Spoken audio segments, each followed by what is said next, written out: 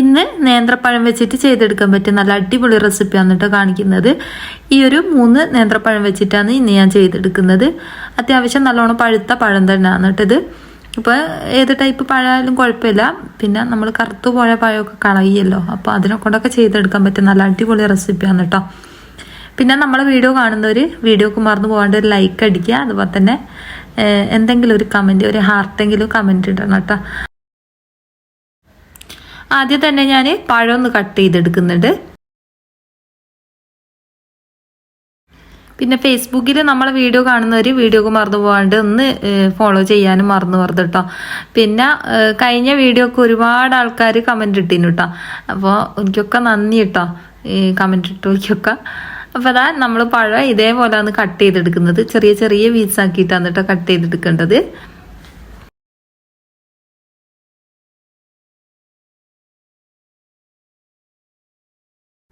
പഴം ഞാൻ മുഴുവനായിട്ടും കട്ട് ചെയ്തെടുത്തിട്ടുണ്ട്. ഞാനിപ്പോൾ ഒരു പാൻ അടുപ്പിലേക്ക് വെച്ച് കൊടുത്തിട്ടുണ്ട്. അതൊന്ന് ചൂടായിരുന്ന സമയത്ത് നമുക്ക് ബട്ടർ ഇട്ട് കൊടുക്കുക. ബട്ടർ ഇല്ലെങ്കിൽ നല്ല നെയ്യ് ചേർത്ത് കൊടുത്താൽ മതി കേട്ടോ, ഇല്ലെങ്കിൽ വെളിച്ചെണ്ണ ചേർത്ത് കൊടുത്താൽ മതി, കുഴപ്പമൊന്നുമില്ല. അപ്പോൾ ബട്ടർ നെയ്യുന്ന സമയത്ത് നല്ല ടേസ്റ്റ് ആയിരിക്കും കേട്ടോ, അതുകൊണ്ടാണ് ഞാൻ ബട്ടർ ചേർത്ത് കൊടുത്തത്.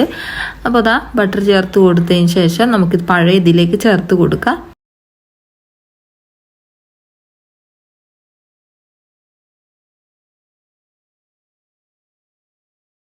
പഴത്തിൻ്റെ കളറൊന്ന് മാറി വന്നോട്ടെ. കളറൊന്ന് മാറി വരുന്നത് വരെ ഒന്ന് വഴറ്റി കൊടുക്കുക. ഇനി ഇതിലേക്ക് ഞാൻ 1/2 ഗ്ലാസ് അളവിൽ പഞ്ചസാര ചേർത്ത് കൊടുക്കുന്നുണ്ട്. ഞാൻ ബാക്കിയുള്ള സാധനങ്ങളൊക്കെ ഈ ഒരു ഗ്ലാസ്സിനാണ് കേട്ടോ അളന്നെടുക്കുന്നത്. നമ്മൾ സാധാരണ ചായ കുടിക്കുന്ന ഗ്ലാസ്സില്ലേ, ആ ഒരു ഗ്ലാസ് കേട്ടോ. അപ്പോൾ ഇതാ ഈ ഒരു പഴം ഈ ഒരു പഞ്ചസാര കിടന്നിട്ട് നല്ലോണം ഒന്ന് കളറൊക്കെ മാറി വരണം കേട്ടോ. അതുവരെ ഒന്ന് വഴറ്റി കൊടുക്കുക. പഴം നല്ലോണം കളറൊക്കെ മാറി വന്നിട്ടുണ്ട്. ഈ ഒരു സമയം പഞ്ചസാര ഉരുകിയിട്ട് ഇതിൽ നിന്ന് വെള്ളം പോലെ ഇങ്ങനെ വരും കേട്ടോ, കുഴപ്പമൊന്നുമില്ല.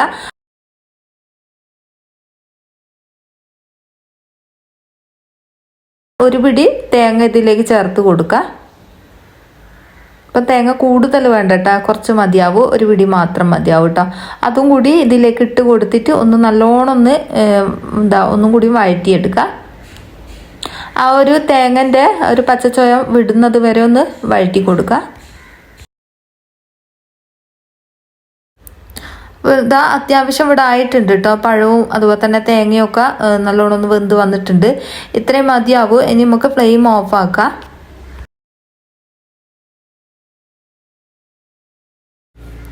ഇനി ഞാൻ ഒരു 5 മുട്ട ഒരു പാത്രത്തിലേക്ക് ഉടച്ച് കൊടുക്കുന്നുണ്ട്. അപ്പോൾ ആ ഒരു പാത്രം ചെറുതായത് കാരണം ഞാൻ ഈ ഒരു വലിയ പാത്രത്തിലേക്ക് മാറ്റി കൊടുത്തിട്ടുണ്ട്. ഇനി നമുക്ക് വേണ്ടിയത് പഞ്ചസാരയാണ്. ഞാനിപ്പോൾ ഈ ഒരു ഗ്ലാസ്സിന് 3/4 ഗ്ലാസ് പഞ്ചസാര ഇതിലേക്ക് ഇട്ട് കൊടുത്തിട്ടുണ്ട്. പിന്നെ ഏലക്ക കൂടി ചേർത്ത് കൊടുത്തിട്ടുണ്ട്. നമ്മൾ നേരത്തെ പഴം വാട്ടുന്ന സമയത്ത് പഞ്ചസാര ചേർത്ത് കൊടുത്തിട്ടുണ്ടല്ലോ 1/2 ഗ്ലാസ്. അപ്പോൾ ഇതിലേക്ക് പിന്നെ 3/4 ഗ്ലാസ് മാത്രം മതിയാവും കേട്ടോ, അല്ലെങ്കിൽ മധുരം കൂടുതലായിരിക്കും. ശ്രദ്ധിച്ചിട്ട് പഞ്ചസാര ചേർത്ത് കൊടുക്കുക കേട്ടോ. പിന്നെ നമ്മൾ പഴത്തിൻ്റെ മധുരം ഉള്ളത് കാരണമാണ് കേട്ടോ ഞാൻ 1 ഗ്ലാസ് ഇതിലേക്ക് ചേർത്ത് കൊടുക്കാഞ്ഞത്. അപ്പോൾ നിങ്ങൾക്ക് മധുരം കൂടുതൽ വേണമെങ്കിൽ ആ 1 ഗ്ലാസ് തന്നെ ചേർത്ത് കൊടുക്കുക. ഞാനിപ്പോൾ 3/4 ഗ്ലാസ്സാണ് ചേർത്ത് കൊടുത്തത്. ഇത് ബീറ്റ് ചെയ്തിട്ട് നല്ലോണം പൊങ്ങി വരണം കേട്ടോ. നമ്മളിതിൽ ബേക്കിംഗ് പൗഡർ ബേക്കിംഗ് സോഡ ഒന്നും ഉപയോഗിക്കുന്നില്ലേ. പിന്നെ നിങ്ങൾക്ക് ബീറ്റർ ഇല്ലെങ്കിൽ മിക്സിൻ്റെ ജാറിൽ അടിച്ചിട്ട് ഇതേപോലെ ചെയ്താൽ മതിയാവും കേട്ടോ.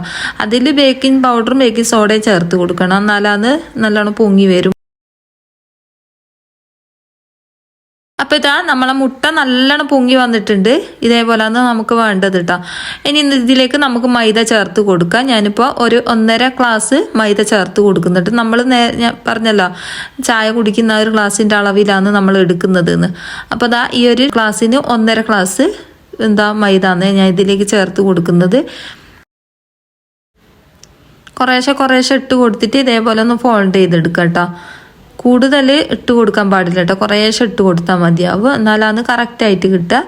പിന്നെ നമ്മൾ ഇതിൽ ബേക്കിംഗ് സോഡയൊന്നും ഉപയോഗിക്കാത്തത് കാരണം മെല്ലെ പതുക്കെ ചെയ്താൽ മതി കേട്ടോ, അല്ലെങ്കിൽ കേക്ക് ഉണ്ടാക്കുന്ന സമയത്ത് കറക്റ്റായിട്ട് നമുക്ക് കിട്ടിയല്ല കേട്ടോ, പൊങ്ങി വരികയല്ല. അപ്പോൾ കുറേശ്ശെ ഇട്ട് കൊടുത്തിട്ട് ഇതേപോലെ ഒന്ന് പതുക്കെ ഒന്ന് ഫോൾഡ് ചെയ്ത് കൊടുക്കുക.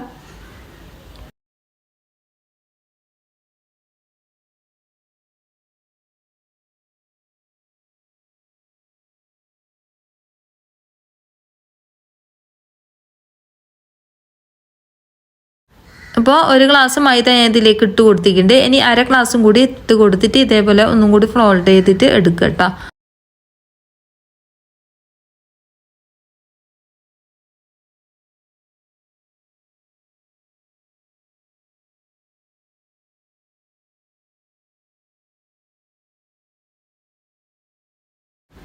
നമ്മൾ നേരത്തെ ചൂടാറാൻ വെച്ച ഒരു പഴയില്ലേ, അത് ഇതിലേക്ക് ലാസ്റ്റ് ഇട്ട് കൊടുത്തതിന് ശേഷം അത് ഒന്ന് ഇളക്കി ഇട്ട് കൊടുക്കുക കേട്ടോ.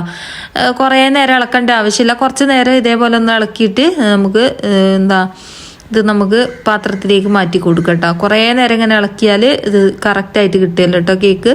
അപ്പോൾ ഇതാ കുറച്ച് നേരം ഒന്ന് ഇളക്കി കൊടുക്കുക. ആ ഒരു പഴത്തിൻ്റെ മിക്സ് എല്ലാ ഭാഗത്തും ആകുന്നത് വരെ ഒന്ന് മിക്സ് ആക്കി കൊടുത്താൽ മാത്രം മതിയാവും കേട്ടോ. അപ്പോൾ അതാ മുഴുവനായിട്ട് ആക്കി കൊടുത്തിട്ടുണ്ട്. ഇത്രയും മതിയാവും.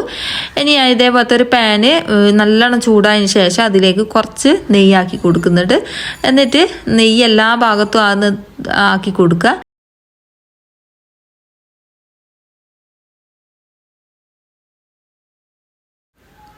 ഈ ആ ഒരു കൂട്ടില്ലേ അത് ഇതിലേക്ക് ഒഴിച്ച് കൊടുത്തിട്ട് ഒന്ന് ടാപ്പ് ചെയ്ത് കൊടുക്കുക കേട്ടോ.